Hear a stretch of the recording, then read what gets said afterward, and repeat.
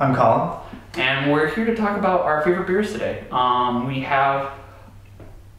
Oh, I think I have to say something. No, I'm good. Okay. See, that's... I gotta learn your cues, man. Okay. It's good. Just get it out of our system. So I was like, JT, Colin, we're here to talk about our favorite beers today. Luckily, we live in San Francisco where we have a great selection of beers. We can get everything from around the world, lots of different stores to choose from. But that's another episode. Today, we're just going to go from Colin's favorite beer to my favorite beer, which actually starts from Lost Abbey. It's a brewery in San Diego. This is called the 10 Commandments, a Belgian beer, a little stronger, a little more taste, something you want to sip. And we'll get to try it out. Colin's never tried it before, and we'll get like a first-hand account of, if someone likes it or not, besides me. Yeah, then we're going to go into my favorite beer, which tends to be more classic, you can find anywhere type of beers. It's just the guy I am. And today I've chosen Newcastle beer, so our Newcastle Brown Ale. A lot of you are familiar with this. It's a really strong, well, it's not really strong in terms of alcohol content, but it's strong in terms of most flavor for stuff you're going to get off the shelf. It's pretty delicious, and it's just really easy to share. Best served cold. So JT and I are going to share that. We're going to talk about how we think about it, and we're going to compare fancy beer versus beer you can find everywhere. Yeah. I mean, I don't think my beer is any particularly type of fancy, but it's not the size that matters, as you can see. It's how you drink it, right? And this one actually has a fancy opening right here. Just give me a second here. Yeah, twist it. Oh, this is gonna go into post-production right here. This is very champagne-like. I'm very nervous. Post-production, remove, time lapse. This is not gonna happen, is it? That's very funny.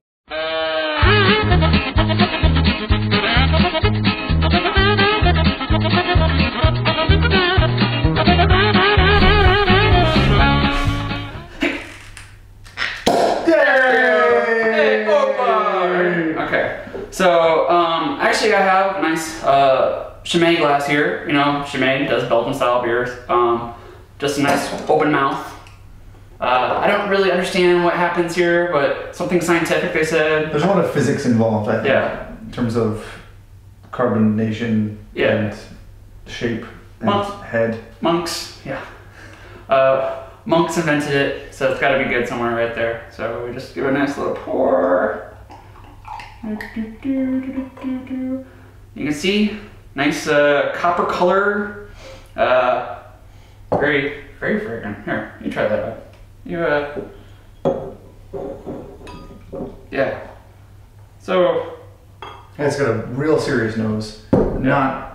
Not real rooty or anything like that. It just really has a lot of smell. Yeah. I'm not gonna say anything about it before you try it. Cheers.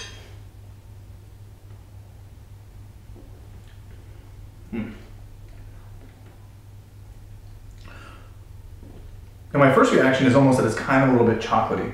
It has kind of a feel like some stouts that you have. Yes.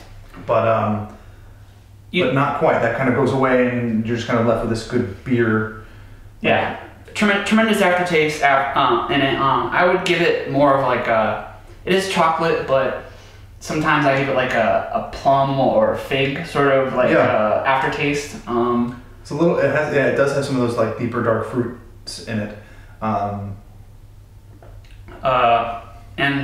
And this is a beer that you just sip. So we're gonna take our time with that because it is a little higher alcohol content there. Yeah. Okay. We'll just. I might need a refill just in case. Yeah, I can tell right away that that's a beer that you let your friends go through 2 or 3 beers while you're having your one, and you kind of go through it. You don't make it your beer you're gonna drink all night unless you're only gonna have a few. Because you'll probably end up on the floor. Yeah. Probably best with a nice steak or any type of barbecue you want. Yeah, I think this would go real well with a barbecue. Like I could definitely see having some ribs with something like this, like a nice strong flavor as a compliment. Yeah. I mean, if you wanted to go steak, if you're someone who drinks wine with steak or something like that, and you wanted to maybe do something different, this would be a nice strong thing you could do. Instead of maybe having one of those darker wines, you could go with something like this. Yeah, we're not gonna really talk about wine. We're not going to, but that's so. I mean, don't do that. Good comment. Do this. Yeah, do this. Yeah. So Colin. Yeah. So like I was saying when we started, this is kind of one of your more typical beers, the Newcastle Brown Ale. You can find it pretty much everywhere. It's not very expensive anywhere, but it's kind of a classic ale flavor and an ale taste. So let's just get started. It was a little bit easier to open than yours. Yeah. But a little fuzzy there. they're a little bit foamier than yours. Yeah. And I think that's going to be my fault. That's not going to be anybody else's fault, but let's take a look here. So again, you don't necessarily need to go with a fancy glass with the Newcastle. You could just use your regular old pint glasses. There are some specifications as to the best Newcastle glass, but a pint glass is fine. So JT, I'm going to give myself here the first pour. It's probably pretty frothy. But again, this is the type of beer, you don't have to sip this. This is more of your full day beer. I'll give you that. Actually, that's going to be good for you. And like I said, it's a classic. Everyone should be familiar with at least one brown or darker ale. Yeah. And if you're in a bar and you need a go-to, Newcastle is a great go-to.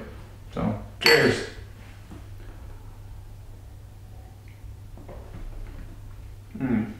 Yeah, this is definitely nice weather, sunny day type of. Exactly. You're at a barbecue. Like if you're at a barbecue and you want to go the full style ribs and you want to have a nice heavy flavor, the Lost Abbey. The Lost Abbey is a great beer. But if you want to just kind of sit on the back porch, hang out with some friends, Newcastle is a great beer to have. Like it's a brown ale, so it's a brown ale, so it's a little bit darker, but it's got a lot more flavor than something that you might typically have, like a Corona or something like that. Yeah, but it still feels light enough that, you know, it's not heavy, it's not as strong as a stout that where after you have one you're like, okay, I'm good, you know. This is, you know, you could throw back a few and... Exactly.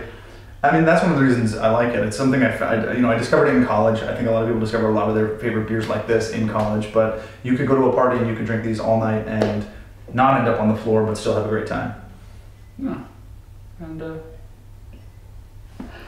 is the best part of the job right here. So I feel like we need barbecue next time. No, I'm gonna have to correct that problem. So. Yeah, I mean, I'll say it right out. I enjoyed yours. I like it. It's not really something that I would normally have, but this is actually a really good flavor, and I thought it was really great. Mine, I mean, I know everybody likes Newcastle. So. Yeah. Well, Newcastle, I mean, it's classic. It's been around for a long time in terms of just being available in pretty much every restaurant. You know, it's on tap. You have Guinness, you have Newcastle. Yeah. You have every other beer minus, you know, some of the American beers that we don't talk about. That's another show. Yeah. But that's one of the things that's important for me to know. If I'm going to go into some place where there's a lot of beers on tap and I don't know any of them, maybe if I'm not in a mood to try a lot of stuff, I need to have a couple go-tos that are always going to be there. Yeah. In San Francisco, you can easily say Anchor Steam is one of those. Yes. That's everywhere, but pretty much nationwide, Newcastle is something that you can have be your go-to. And I have the tendency myself to have the stranger beers, the more beers that you actually have to go out of your way to find, you know, and that's where we'll end the show today. I think that's a good start. Thank you for watching, and this is JT. This is Colin. And thanks. Thank you.